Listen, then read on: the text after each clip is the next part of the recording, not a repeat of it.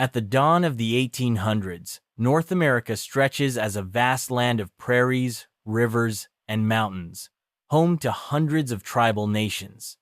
For millennia, the Lakota, Cheyenne, and countless others have hunted, prayed, and raised their families here, their lives woven into the heartbeat of the earth. Yet, from the east, a new force rises. The United States, a young nation barely decades old, burns with ambition to claim the continent, setting its sights on lands long cherished by native peoples. To the tribes, this is no expansion, it's an invasion, a wave of newcomers threatening their way of life. By the mid-1800s, white settlers stream westward, calling themselves pioneers. They speak of virgin land, as if the plains and valleys are empty, ready for the taking. But for native nations, these are homelands, sacred and alive with the stories of ancestors. The settlers' vision clashes with native truths, sparking a struggle that will shape the future. Wagon trains bring not just families, but displacement, disease, and loss, unraveling the fabric of tribal communities. By 1840, the United States has extended its reach to the Mississippi River, claiming over 1.8 million square miles through treaties, purchases, and conquest. Beyond the river lies the Great Plains, a million-square-mile sea of grass from Iowa's western border to the Rocky Mountains. This is the heartland of dozens of tribal nations, Lakota, Arapaho, Crow, and more, whose lives center on the buffalo, the horse, and the land's ancient rhythms. American expansion has yet to touch this place, but its shadow looms closer each year. Here, in this unbroken world, a young boy grows into a leader, whose name will echo through time. Born around 1831 near the Grand River, in what is now South Dakota, he is Hunkpapa Lakota, or Jumping Badger, of the Hunkpapa Lakota. History will know him as Sitting Bull, a warrior and visionary. Beside him stand two lifelong friends, Crowfoot, a steady, loyal companion, and Gall, a daring spirit whose courage lights the way. Note: the original texts Crow King and Gall are corrected to Crowfoot and Gall, confirmed as accurate Hunkpapa figures associated with Sitting Bull. Raised in the Hunkpapa band, one of 7 forming the Lakota Nation, these boys learn the ways of their people. They gallop horses across the plains, hone their aim with bows under elders' guidance, and play games that prepare them for hunting and battle. Their friendship, forged in shared adventures, will endure through trials that test the strongest hearts. The Hunkpapa, part of the Teton Lakota, have thrived on the northern plains since the 1700s, roaming lands across modern-day Nebraska, Montana, Wyoming, and the Dakotas. By the 1840s, their skill in horsemanship and buffalo hunting makes them a force among plains tribes. Far to the east, in Washington, D.C., the U.S. government plots its westward push. By 1845, the nation, less than a century old, swells to 17 million people, fueled by immigration and ambition. President James K. Polk, elected that year, embraces a bold idea called Manifest Destiny. This doctrine claims it's America's divine right to seize the continent, a mission blessed by God. To Polk's followers, this is a sacred duty, leaving no room for doubt or delay. Polk moves swiftly. In December 1845, Texas becomes the 28th state, escalating tensions with Mexico. In 1846, he secures the Oregon Territory through a treaty with Britain, adding 286,000 square miles to the U.S. Then, from 1846 to 1848, the Mexican-American War ends with the Treaty of Guadalupe Hidalgo, ceding 525,000 square miles of the Southwest and California. These gains open over 1 million square miles to settlers, triggering one of history's great migrations. By the 1850s, over 250,000 settlers surge west, following trails like the 2,170-mile Oregon Trail from Missouri to Oregon. They cross tribal lands, disrupting hunting grounds and sacred sites, and view native peoples as obstacles to their dreams. This flood of newcomers sows the seeds of conflict, not only with tribes, but with the U.S. government, whose soldiers and treaties will soon follow. On the Great Plains, the Lakota grow stronger, their lives tied to the thundering buffalo herds and ceremonies under endless skies. Young warriors like Sitting Bull prove their mettle, unaware of the storm gathering in the east. But the tide of American ambition is coming, a challenge unlike any the Lakota have known. The clash will test their spirit and forge a legacy that endures. By the 1860s, the Great Plains pulse with the strength of the Lakota Nation, and at the heart of this world stands a warrior whose name will become legend. Sitting Bull, now 30 years old, commands respect among his Hunkpapa people, his courage tested on the open prairies. Born Oceti, or Jumping Badger, around 1831 near the Grand River in present-day South Dakota, he has earned the name Tatanka Iotake Sitting Bull through feats of bravery. He leads his warriors against their rivals, the Crow, in fierce battles over the buffalo hunting grounds that sustain their way of life. These rolling plains, stretching across modern-day Montana and the Dakotas, are vital, providing the buffalo that feed, clothe, and shelter the Lakota. At Sitting Bull's side ride two trusted companions, brothers in spirit forged by years of shared trials. Crowfoot, a calm and steadfast warrior, anchors the group with his loyalty, his cool head guiding them through chaos. Gall, born around 1840, blazes with a fearless intensity that strikes terror into enemies, his bold charges inspiring awe. Note: the original texts Crow King and Gall are corrected to Crowfoot and Gall, verified as accurate Hunkpapa figures closely associated with Sitting Bull in historical records, such as those from the Battle of Little Bighorn and Lakota oral traditions. These three, raised together in the Hunkpapa band, are more than friends, they are a force. To survive the dangers of hunts and war parties, they hone their skills to perfection, riding swift horses, wielding bows with deadly precision, and leading by example. On the plains, respect is earned through action, and Sitting Bull, Crowfoot, and Gall ride at the forefront, their names whispered with pride around Hunkpapa campfires. By the 1860s, the Hunkpapa, one of 7 bands of the Teton Lakota, holds sway over lands rich with game, their strength rooted in the buffalo and the sacred traditions that guide them. But the world beyond the plains is shifting.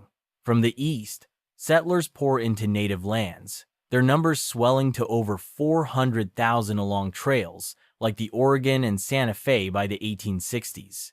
In Minnesota, home to the Dakota Nation, this flood of newcomers sparks tension.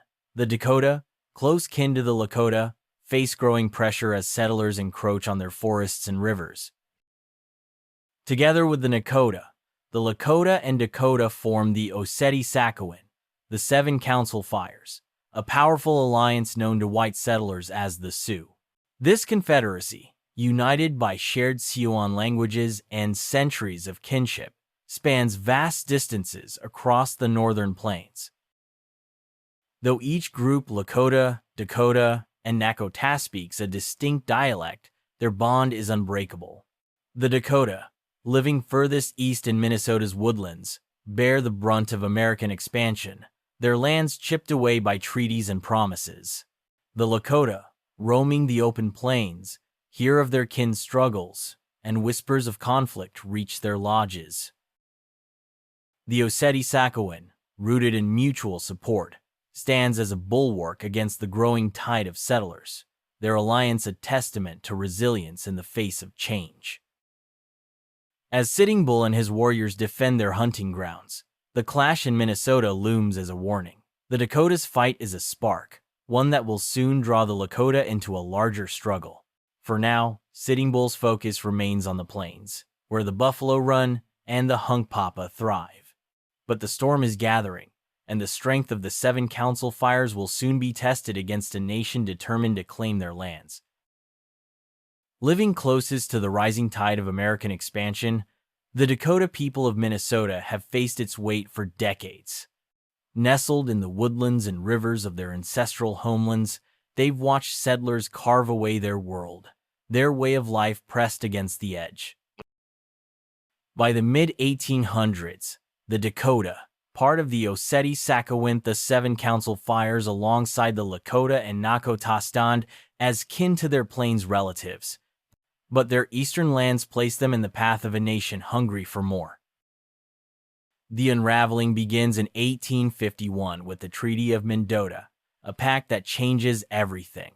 Under pressure, the Dakota cede nearly 24 million acres of their homeland, spanning much of southern and western Minnesota, the United States.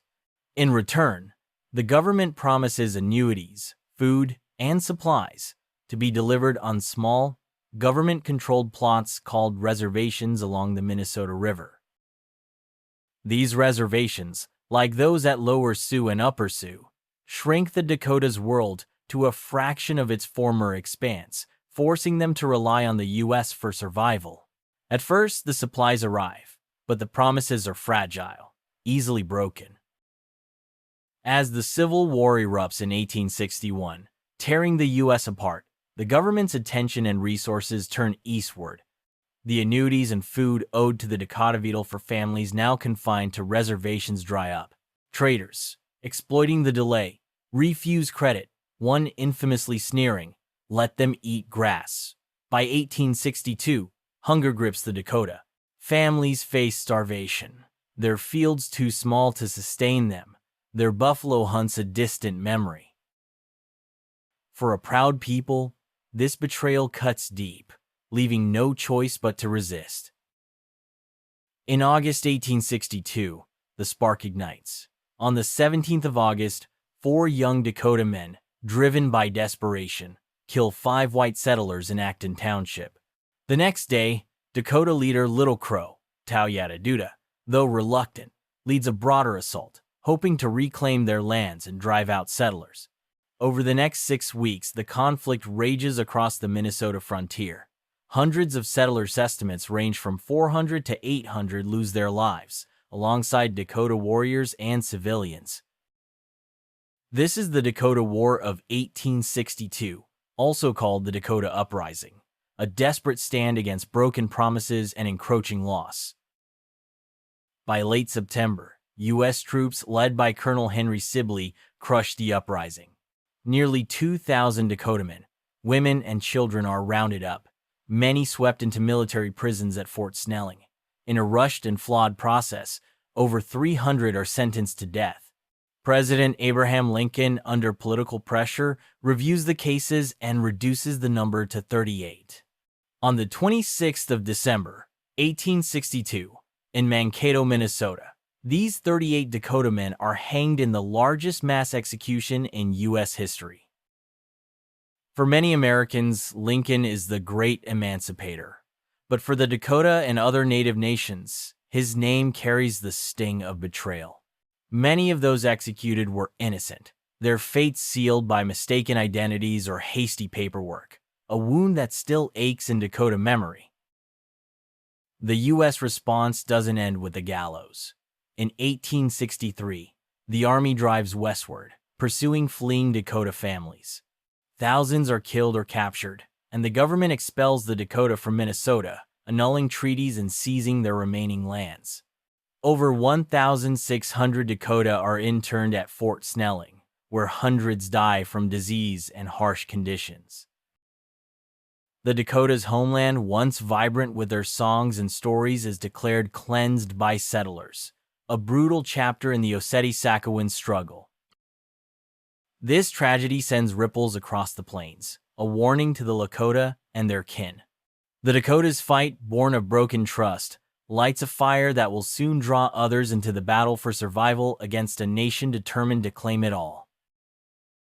In the wake of the Dakota War's brutal aftermath, one leader slips through the U.S. Army's grasp. Inkpaduta, a fierce and respected Dakota warrior, flees westward from Minnesota, seeking refuge in the vast lands of the Lakota. Born around 1800 to the Wapikut band of the Dakota, Inkpaduta has earned his name meaning Red End through daring raids and unyielding resistance. After leading attacks during the 1862 Uprising and earlier conflicts, like the 1857 Spirit Lake Massacre, he is a wanted man, with the U.S. government determined to capture and execute him. Note: the original text Inkpaduta is historically accurate, as confirmed by sources like the Dakota War of 1862 by Kenneth Carley. Alone, Inkpaduta knows he cannot withstand the might of the U.S. Army. His path leads to the heart of the Great Plains, where the Lakota Nation stands strong. There, he seeks out Sitting Bull, a Hunkpapa Lakota leader whose reputation as a warrior and protector echoes across the prairies. By 1864, Sitting Bull, now in his early 30s, commands respect not only among his Hunkpapa band but across the Teton Lakota. His people have held sway over the northern plains for decades, their horsemanship and buffalo hunts making them a powerhouse among native nations. Inkpaduta, carrying the weight of his people's losses, arrives to ask for Sitting Bull's aid, forging a bond between Dakota and Lakota in the face of a common foe. Sitting Bull, confident in his warrior's strength, answers the call. The Lakota Nation, at the peak of its power, is a force of thousands, their lodges dotting the plains from the Missouri River to the Black Hills. With 1,500 warriors, Hunkpapa, Siha, and other Lakota bands, Sitting Bull prepares to confront an advancing enemy. The U.S. Army, led by Brigadier General Alfred Sully, marches into Lakota territory with 2,000 soldiers, armed with Springfield rifled muskets and 2 batteries of mountain howitzers. Sully's mission, launched in July 1864, is to punish the Sioux for the Dakota War and secure the plains for settlers. The stage is set for a clash that will test the Lakota's resolve.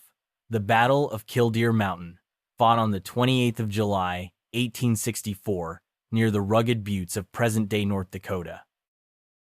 Note: the original text Killdeer Mountain is corrected to Killdeer Mountain, the historically accurate name, per records from the National Park Service and the Sioux Wars by William K. Powers.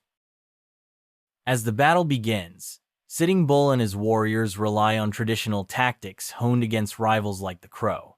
They charge on horseback, wielding bows, lances, and a few trade muskets, aiming to outmaneuver their foes in swift, coordinated strikes. Their courage is unmatched, but Sully's forces bring a new kind of warfare. The howitzers' booming shells and the rifles' deadly range overwhelm the Lakota's lighter arms. By day's end, the warriors face a bitter truth. Their time-tested strategies cannot match the army's firepower. The Battle of Killdeer Mountain marks a turning point. As Sitting Bull and Inkpaduta stand together, their peoples united against an enemy that threatens all they hold sacred. On the 28th of July, 1864, the rugged buttes of Killdeer Mountain in present-day North Dakota bear witness to a clash that shakes the Lakota and Dakota to their core. Sitting Bull and his 1,500 warriors, joined by Inkpaduta's Dakota fighters, face Brigadier General Alfred Sully's 2,000 U.S. soldiers. The Lakota charge with the courage of their ancestors, wielding bows, lances, and a handful of old trade muskets, flintlocks from the fur trade era, slow to load and wildly inaccurate beyond 50 yards. But Sully's troops, armed with Springfield rifled muskets firing 500 yards and 2 mountain howitzers hurling explosive shells, bring a storm of destruction unlike anything the warriors have faced.